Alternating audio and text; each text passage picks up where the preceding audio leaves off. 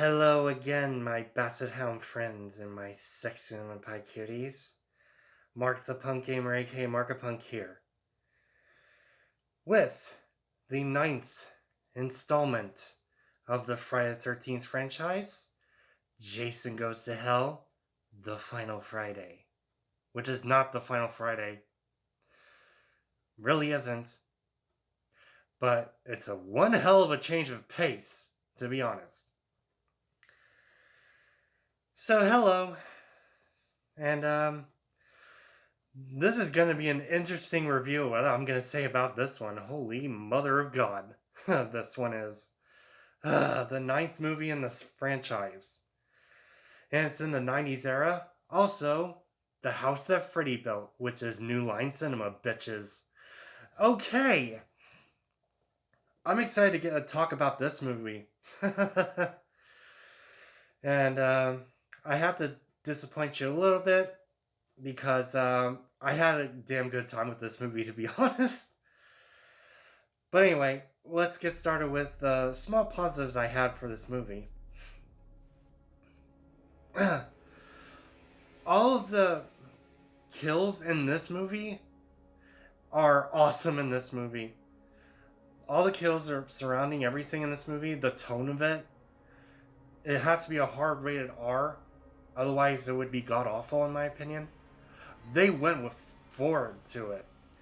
Finally, the MPAA really effed off for this one.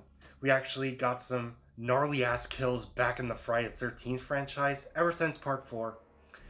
Finally, we got some of that back. And black vomit coming out too, and one guy being melted, and cool shit like that, practical effects. I love it. And speaking of those practical kills effect and makeup, my favorite death is in this movie. It's Vicky's death. The chick that works at a diner. That's her. While she's getting pulled through the rod. And immediately following after that, I think it's the unrated cut, when the possessed Jason crushes her head and blood comes out of it. God damn, I love that. I love that kill so much.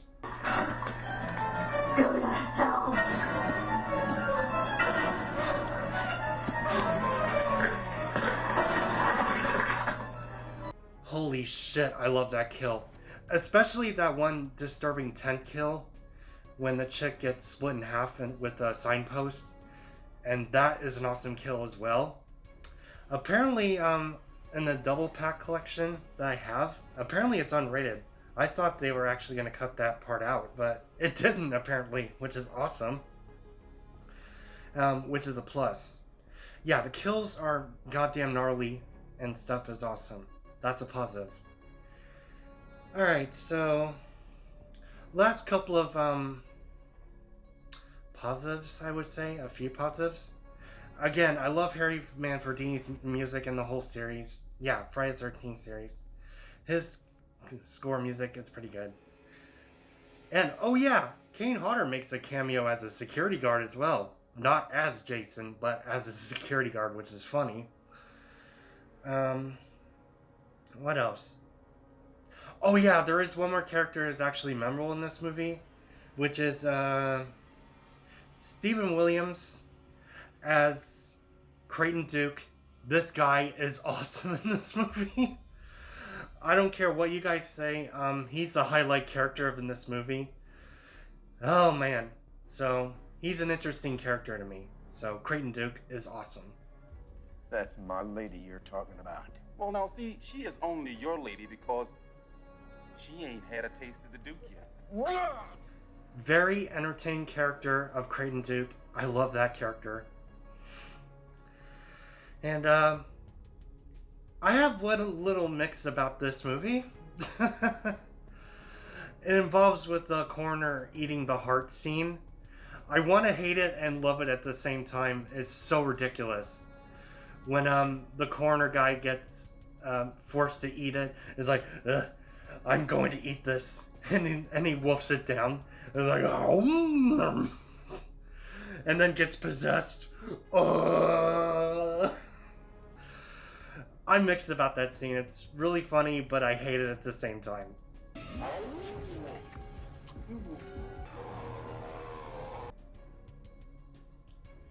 Okay then. Alright, I'm moving on to a long laundry list of negatives about this movie. It's not perfect at all. It's just an entertaining goddamn mess of a movie that Adam Marcus put out to the world in the theaters back in 1993. Holy shit, he's one insane director. And one thing to get out of the way is that stupid ass shaving scene that doesn't need to be here. Stop it, please. That's such a weird ass scene. That one guy getting his face shaved. No thanks. And another thing that's a negative. Oh yeah, Jason does not have any other relatives at all. He was an only child in the whole series. He was deformed from birth since it first started, okay? He was an only child. That's it. That negative is out of the way. And the other negative, he can actually go into dead bodies the whole time and then come back as the original Jason he once was in the beginning of the movie, looking shittier than ever. And the mask is like embedded into his bulging head mess. I hate the design of Jason, to be honest.